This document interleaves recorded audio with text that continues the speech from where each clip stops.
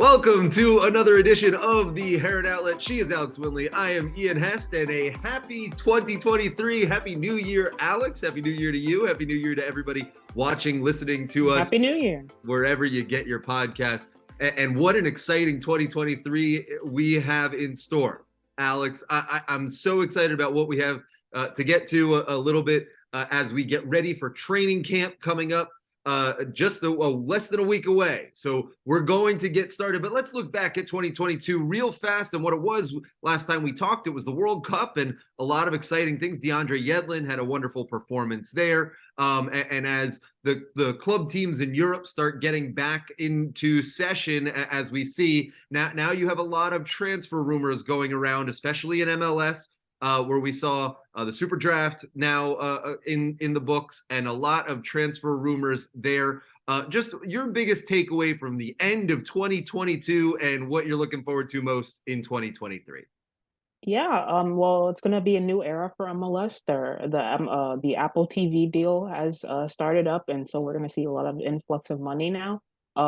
Yeah, transfer rumors as far as Inter Miami goes. Phil Neville did say he didn't want to be too busy, but there are a couple of interesting transfer rumors. Inter Miami have been linked to Aaron Long, Mauricio out of Internacional, an attacking midfielder, would be a U22 signing, and Nicolas Stefanelli from AIK up there in Sweden. Obviously not the biggest transfer rumor Inter Miami has been linked with this offseason, regarding Messi, but still really good players that will help Inter Miami continue to build the club and the foundation that they want to set in order to be a consistent playoff team. And as the club continues to grow, so do we here at the Heron Outlet. Very exciting. We're going to tease you here a little bit. But Alex, we have very exciting growth as we grow and spread our wings at the Heron Outlet as well. An exciting announcement coming up for you this week on where you can get even more content, more of Alex, Austin, myself, and Andres throughout this 2023 season. Right, Alex? Yeah, and I think it's going to be a great moment for the Heron Outlet. We're just trying to give you the best coverage of Inter Miami that you probably won't get from maybe the national media or even some local media regarding the local affiliates. So this new venture that we're starting out on is going to be historic for the Heron Outlet anyway. It's going to be great. We're going to give you guys a new way to look at Inter Miami, a new way to, appreciate MLS and learn how the league is and more in-depth coverage of Inter Miami. And I think, it'll be a one-stop shop for you guys to get all your news and analysis and all that, and, interviews and long form articles. So be on the lookout for that. We're all really excited about it, and I'm excited about it. So we can't wait to share that with you guys. You gave it away just a little bit in there, but no, when we started this in 2021, this was always something that I had wanted to hear, young, diverse, great voices from around soccer in South Florida, and with the help of yourself, with the help of Austin and Andres, this has been a really a very great ride for us, and with everybody that's listening, watching here, what we've been able to accomplish in a short amount of time has really been wonderful to see. I'm very excited about what we have in store for this 2023 season. I think it just continues to show the hard work, dedication, passion that this crew has for what we're doing, trying to bring you, like Alex said, the best, most comprehensive coverage, and from a wide range of voices. A lot of the time, I think sometimes when we have our podcasts here, sometimes we're on the same page a little too much, and we try and break it down to come into one sort of understanding theme of what we're seeing and experiencing day in and day out. And I think this will offer a new chance for maybe some different voices to get in the mix, to hear from you guys as well a little bit more, and to really engage with what we're trying to do in terms of give a comprehensive coverage of the team, bring you into a new side of what the club is trying to do, and what this means to South Florida in the sports realm, but also what it means in terms of MLS and now entering another season, this really gives us an opportunity. No longer are we talking necessarily about building the foundation of the club and those stuff that we were talking about in the first couple of years. Now we're really going to be focused on covering this as a league member and coming off another playoff year where the team really had that amazing run last summer to put themselves in that position. We felt like now is a good time to do it. So we are very excited for it. More details, pop it in your feed on Twitter, on Instagram. We will be letting you all know this coming week. Also this coming week, training camp gets underway. It will be just a few short days away. If you're actually listening to this later on, you might already have known that training camp's underway this Friday, January 6th. The first medicals for Inter Miami will be done. That's the 6th and the 7th. The first official day of training camp is a week from this past Monday, January 9th. That will be when the first day of training at the training center will be going on. Then we move right into preseason friendlies. Inter Miami will take on Vasco da Gama on January 21st. That game is open to fans, so you can get a ticket for that.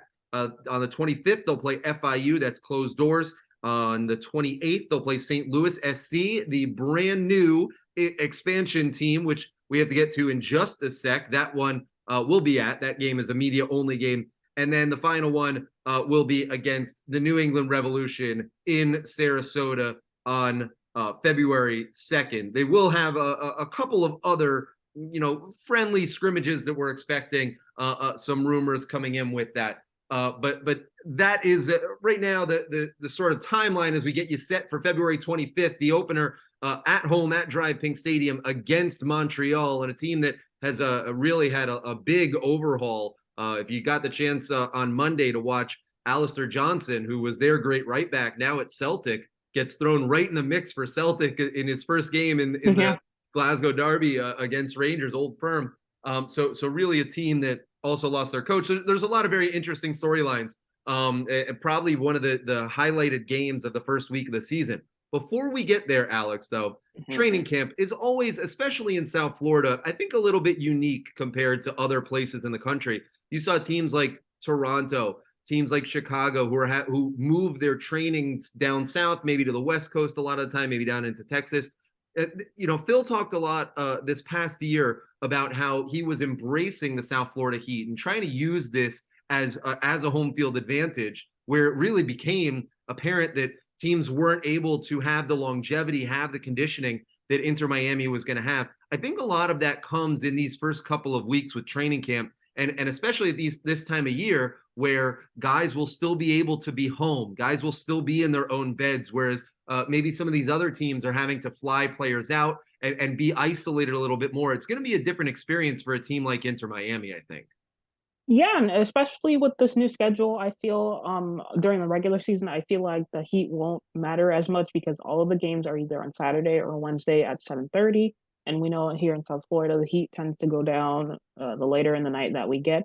So as far as last year, Miami, there were some games that kicked off at 3. They were able to have that advantage, but now with the new schedule change, that probably won't be as much. But to your point, Ian, about the heat and the preseason, yeah, of course, still it does still get hot at night, but it won't be as much. But as far as preseason goes, and the new players coming in, they'll come to South Florida, get acclimated. It'll be a little bit easier for them to get used to the heat and weather compared to colder climates. And I think that just kind of being molded by the heat and that stamina that even last year that the guys will continue to build up heading into this season.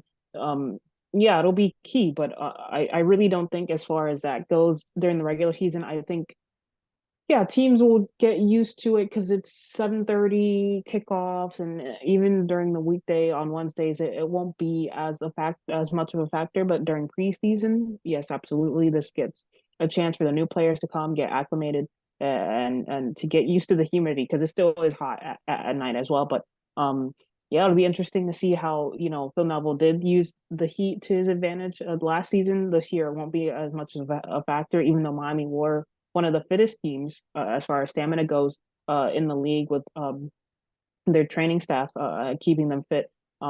Yeah, this season I don't think it'll be much of a factor, but obviously during preseason it still helps to get the guys, get that heat going through their veins and whatnot, just to get them acclimated.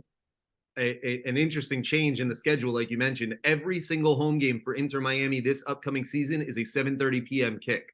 So that'll be a big change. No more afternoon weekend games. No more of those matinee 5 p.m. games like we saw. I'm interested to see how that will affect in terms of weather. We all do know those summer rainstorms that come in. Miami was impacted by rain delays more than any other team by a large margin last year. And I think over the past 2 years have been affected when you combine it more than any other team in the league, especially at home. And obviously that Orlando rain delay that didn't have anybody leaving the stadium until 1 a.m. We all remember that. So, interesting to see how the 7:30 p.m. will change things. A lot more organization within the schedule this year. Inter Miami, again, 34 games. The schedule was released a couple weeks ago. 17 home, 17 away. Inter Miami will play every single Eastern Conference team home and away. That includes Nashville, who moved back from the West to the East. So they were expansion in the East, rivalry. then they were in the West. Now they're back in the East with the introduction of St. Louis City SC. Inter Miami will play 3 home games against Western Conference teams. That'll be, let's see if I can do this off the top of my head. That'll be Dallas, Austin, and Sporting Kansas City. And on the road, it will be LAFC, it will be the Houston Dynamo, and it will be St. Louis SC. Boom, I got it. There we go. We're already in mid-season form, Alex. Yeah. And that St. Louis City game is really interesting, especially the preseason one too, because it'll be our first look at Indiana Vassilev in an opposing jersey. He was taken in the expansion draft by St. Louis, and obviously wish Indy well. That was an interesting pick for them. One that in hindsight makes sense, but I think beforehand, one that maybe we weren't expecting as much. And now that you look back on it, it's a good move for St. Louis City.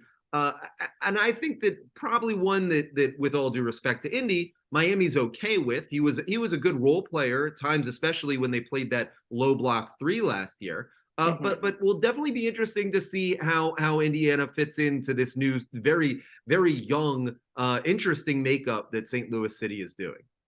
Yeah, and I want to touch on that. I think a lot of fans were maybe confused because he was a fan favorite, and him getting traded away or getting taken in the expansion draft probably hurt. It hurt a lot of fans, but I will say in that, convoluted MLS way where there's money, transfer, allocation money and all that stuff, in that little trade, Inter Miami got back a really good player in Jake LaCava. And Jake LaCava had a monster year in USL for the Tampa Bay Rowdies. I think he scored what I don't know. I'm trying to look up his stats now. He had 12 goals and 37 matches and 5 assists, 2 yellow cards. But yeah, he's an extraordinarily versatile player. He can play anywhere across the front 3. He can play as a number 9 by himself, which is helpful. Leo Campana hasn't officially re-signed, but it's kind of a given that he'll probably be under that DP designation. Not a young DP, but a young DP that if you know, you know. But yeah, he'll be good. LaCava will be great backup for Campana, who was a little bit injury prone last season. He's young. He's coming off a really good year in USL, and it's a typical Chris Henderson move to trade one young player that maybe was underperforming a little bit and get back a player with a high upside that smashed it out of the park for his USL club. Also, though, the details of Indy's contract made it a little bit complicated. This simplifies your books a little as well. So I think from a management standpoint, I can understand making the move. You mentioned LaCava, and he's interesting to me because the one part that I'll just add to it, he was the USL Young Player of the Year last year. Yeah. So that he comes in with that pedigree as well. And I don't know, I say this complimentary to all parties involved. He reminds me a little bit of what they had hoped Robbie Robinson was going to be. And just in terms of style of play. I know that that when I say that, everybody is going to go, oh, well, Robbie, and Robbie hasn't been what that number one pick was intended to be, and I still am one of the holdout and believers that he can be that. But I think that style of play, that ability to be a number 9, like you mentioned, but also be that winger that can get like an inverted attacking option, brings a good option, and kind of also what they had hoped Indiana was going to be, and was at times, but I think his is a little bit more of that deep kind of box to box midfielder. But let's go with a little bit more of the moves that have been done, and then we'll wrap up with some of the moves that are speculated or we intend to happen in the coming days and weeks. They did in the first pick of the Super Draft take Cole Jensen, the goalkeeper out of Xavier, who really was a surprise pick. He was listed as either 1A or 1B, basically, of the goalkeepers in this year's draft. The idea being I guess fans might say, well, why take a goalkeeper with your first overall pick? Why not take an outfield player? And, in talking with people around the club, I've noticed that the feeling of that why not take a keeper in this, right? The draft has been underutilized in terms of ability to find transitional players from your second team to your first team, right? A lot of the time now when we look at MLS, we're seeing just academy guys that graduate, or we're seeing transfer market players that are done through the window or through trades. The draft has really become this void of talent. And when you look at it in terms of that, drafting a goalkeeper here actually makes a ton of sense, because it allows you to create a natural structure with Jake, with Nick Marsman, with CJ Dos Santos, with even some of they have 1 or 2 academy goalkeepers that they like, and now you've created a natural structure. Right. Inter Miami C2. Right. Yeah.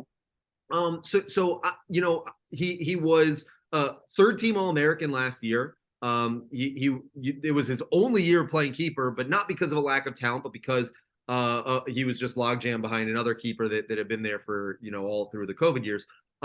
He's 6'5", but he gets down low really well from the film that I've seen on him. So I don't want to talk myself into something too soon, but it does seem like it makes a lot of sense once you understand what the purpose of the draft is. If it's not like the NFL draft or the NBA draft in terms of we need a quarterback, right? We need that main player. If you look at it a little bit in terms of more like the MLB draft, where this is like a guy that we're going to put through our farm system and one day get up to the big leagues, then it starts to make a little bit more sense why you would do it, and why I understand the reasoning behind taking Cole Jensen with that first pick.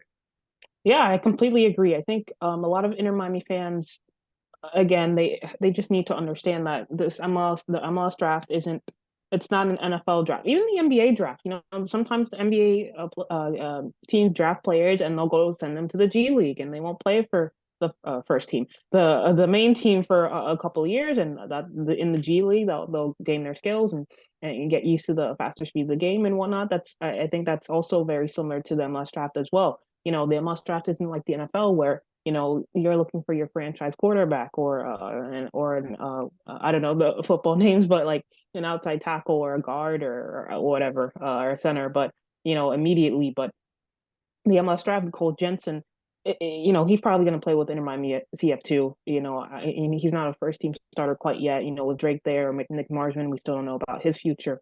CJ Dos Santos is there, and now you have Cole Jensen. There's just a lot of options for Inter Miami, and now they're set with the Inter Miami CF2. You have CJ Dos Santos, Cole Jensen, and now the first team. And we didn't even mention Clement Diop as well. It's not been official, but looking at his social media, his trainer basically said yes, he's returning to Inter Miami. So you have Clement Diop as well. So Miami are very deep at the goalkeeper position. And why not get another goalkeeper? The draft, the MLS draft is largely hit or miss. If you don't have one of the top picks, essentially, a player that can maybe slot in right away, depending on the circumstances. But why not take a keeper? Now Miami has a really good core of keepers that bring you different attributes and whatnot. So I know personally, I probably would have liked them to see them use it on maybe like some depth piece in the center midfield or at the wing, but still, Cole Jensen is a very good pick, and like you said, he gets down well. He's a tall guy. He just came into that first string spot. I believe after sitting behind that goalkeeper that you mentioned earlier. Yeah, I don't know. Yeah, like I said, personally, I would have liked them to see them use that pick on maybe a winger or a central midfielder depth piece, but still, taking a goalkeeper, it doesn't hurt because at the end of the day, it's the draft, and teams will be smart about it. Miami could have gone the Philadelphia Union route where they just maybe don't even use the draft at all. But Right. they took a keeper, and it is what it is. And Chris Henderson is the man with the plan, so he knows what he's doing more so than us media guys and women do. So um, So let's talk about the yeah, it plan. is. Let's talk about the plan of what, because it has been a quiet off season for Inter Miami. There are two very large, giant questions that remain. We're gonna remove this conversation from the massively giant question. Just keep your messy talk. We'll have messy talk when messy talk comes up. I know we Yeah. always have the obligatory. It's written in the contract, guys. Right? No, I'm just joking. We will get to that when there is more news to talk about on that. But for now, let's focus on what the two big situations, two big questions that will need to be solved. That is, again, Pizarro and Pozuelo. Mm-hmm. The at least from from what I have been hearing throughout the off season, things really stand the same on both accounts. We have not really, nothing over the top that has transpired. Pozuelo, they're still hoping, and both sides still feel like something can get done and will get done. There's just a little bit of a break here that's for no reason. And I would expect Pozuelo right now. There's nothing that tells me that Pozuelo won't be returning. As for Pizarro, he is under contract, and that is just a fact, and one that we have kind of ignored to our own detriment. But he was a designated player for Inter Miami last year. Even when he was on loan, he was one of the 3 designated players for Inter Miami. So he is under contract. That creates a lot of problems. And whether or not they want to move him, whether or not he wants to be moved, whether or not he says he's going to show up at training camp, he absolutely can, because he's an Inter Miami player. And I don't think that necessarily means one way or the other if he'll be starting for Inter Miami week 1.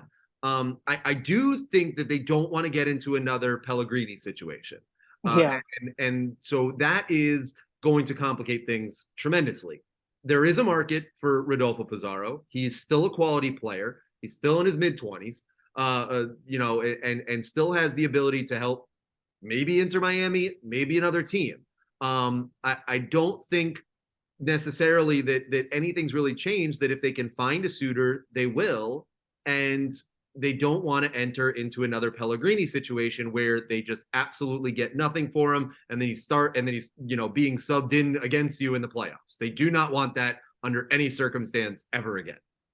Yeah, and I think it's difficult. Like you said, Pizarro still has something to give, but at Inter Miami, it's definitely probably not it. I'll say one team that could use him is maybe the Montreal Impact. CF Montreal. I keep calling them that. You got to get a little fine drawer for that. Yeah.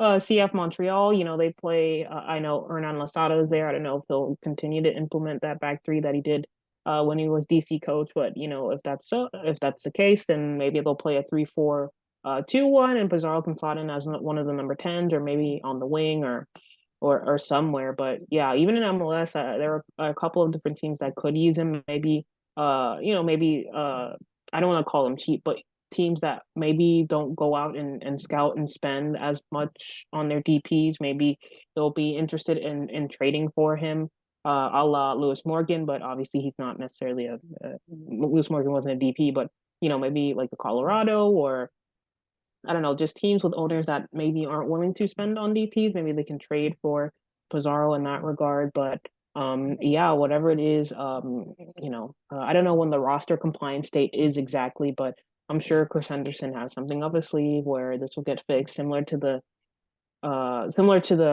a Blaise Matuidi situation, not in the fact that they're going to do that to Pizarro, but just in they'll take care of it, and it won't really be an issue for the roster. So it's wait and see mode, but yeah, Pozuelo coming back would be a huge get for Miami as well. Let's close out the show with two great rumors that have been going around the transfer wheel, transfer rumor mill, if you will. Aaron Long, the center back formerly of New York Red Bulls, really been a stalwart for them for the better part of the past decade. Tom Bogert of MLSsoccer.com reporting that it is down to a couple of teams in Liga MX, a couple of teams in Europe, and in MLS. Aaron Long would be deciding between the Seattle Sounders and Inter Miami. I found that very interesting. Aaron Long has been someone that the team has looked at in the past, as someone that they have inquired about, wanted to see now that he's available in free agency. Definitely like that as an option for them at center back, a position that they want to upgrade in this offseason. Aaron Long made a little bit over $1 million last year, so he would come in probably as a TAM player, and I think would be a very good signing for them. Makes a lot of sense for Inter Miami, makes a lot of sense for the Seattle Sounders, and I think ultimately this is going to come down to where Aaron Long wants to play. If he wants to play in Europe, if he thinks he can make more money in Mexico, because probably can, or if he wants to stay in MLS and be in the sunshine in South Florida. He turns 30 this season, so he's got he's still not he's now on the wrong side of 30, but still has some quality years left in him. That I think that he could contribute and would be a very good signing for Inter Miami, especially at a position that they will want to upgrade this offseason. If you're talking about those 2 or 3 pieces that they want to upgrade, center back is one of those ones, left back being another that they're going to want to upgrade it.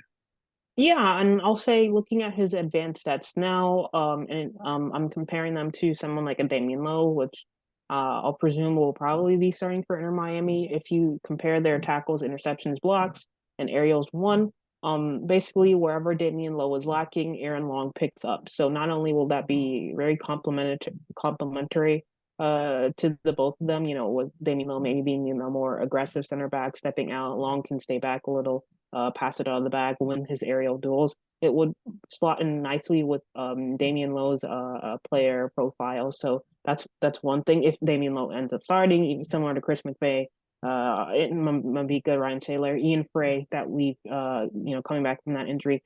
Number one. Number two, I'm gonna push back about the Seattle point.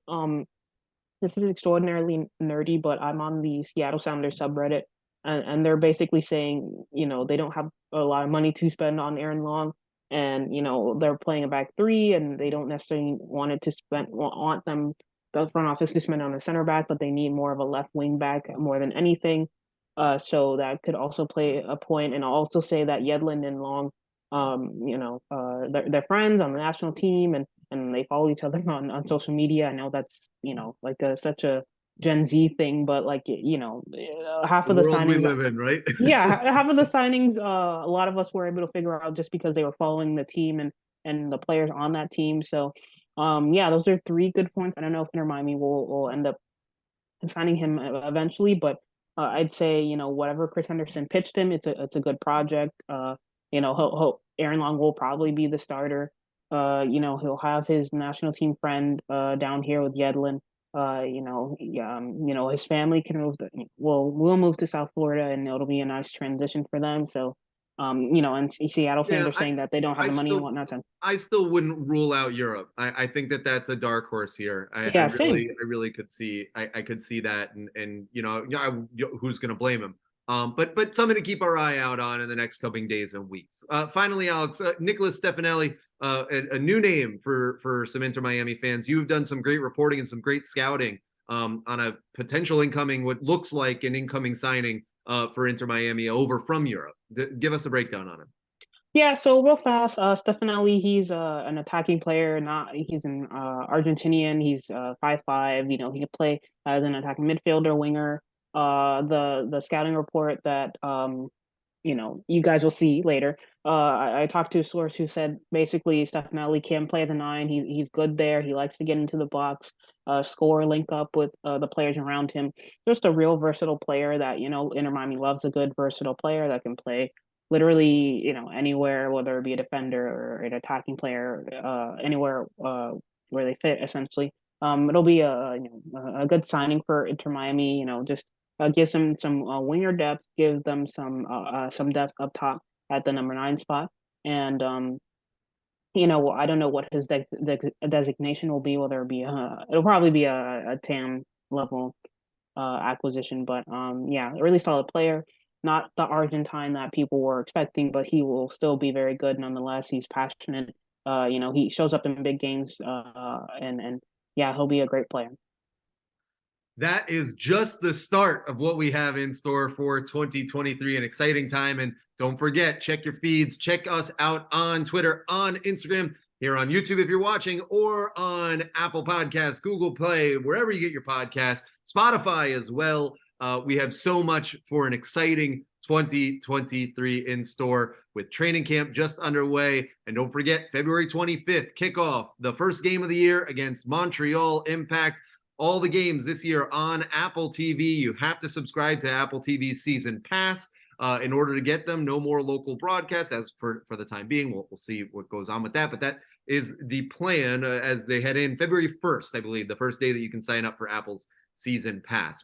It will come quicker than you think. Alex, always great talking to you again. For Austin Robillard, for our producer Andres, she is Alex Winley. I am Ian Hest. Again, follow us on Twitter, on Instagram, at the Heron Outlet, here on YouTube or on Spotify, wherever you get your podcasts. And we'll see you back here next week.